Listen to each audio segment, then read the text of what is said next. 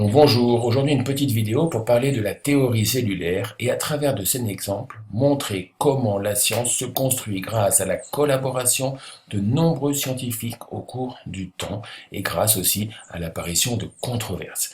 Donc la théorie cellulaire, aujourd'hui qui nous semble si évidente, est composée de trois axiomes. Premier axiome, tous les êtres vivants sont composés de cellules, n'est-ce pas?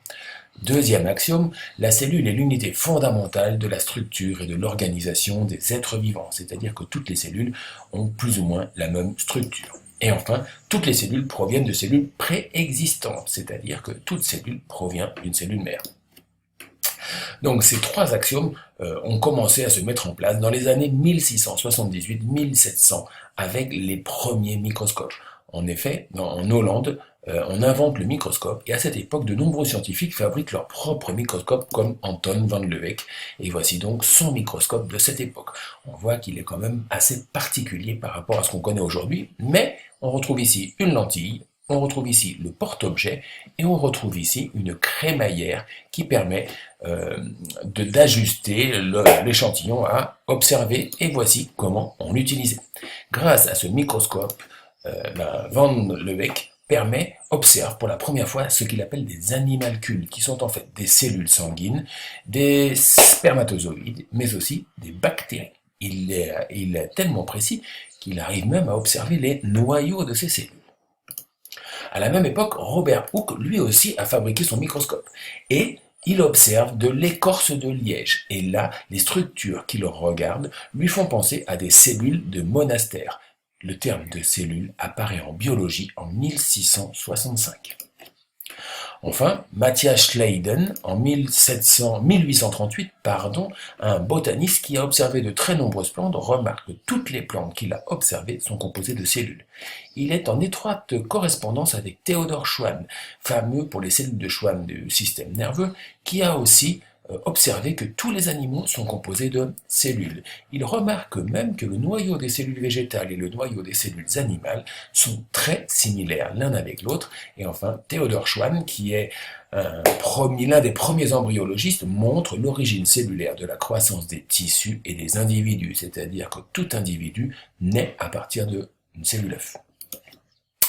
Mais on va se dire ce qu'on appelle l'origine cellulaire des cellules, ou qui est le contraire de ce qu'on appelle la génération spontanée, c'est-à-dire que la vie ne peut apparaître toute seule. Cela a mis bien 200 ans à s'imposer. Tout d'abord, Francisco Redi est le premier à démontrer que les larves qui apparaissent dans les cadavres ne sont pas dues à une génération spontanée, n'apparaissent pas toutes seules, mais sont dues à des mouches qui pondent des œufs. Rudolf Virchow, en 1855, démontre omnicellula et cellula, démontre que toute cellule provient d'une autre cellule. Mais on ne croit encore que certaines cellules peuvent apparaître de façon spontanée. C'est Louis Pasteur, en 1862, qui mettra fin à la polémique avec sa fameuse expérience de la bouteille à colle de cygne, où il démontre qu'aucune cellule vivante ne peut apparaître dans un milieu sans une cellule préexistante. On voit donc que la théorie cellulaire a mis environ 200 ans à se construire. Les cellules ont un noyau, 1702, les cellules ont une membrane, Joachim Dutrochet, 1824, les cellules ont un cytoplasme ou un protoplasme, 1835, Félix Dujardin. Première description d'un chloroplaste et de son rôle dans la cellule, Joseph Priestley, 1772. Description d'une mitochondrie et de son rôle, 1857, Albert Kolliker.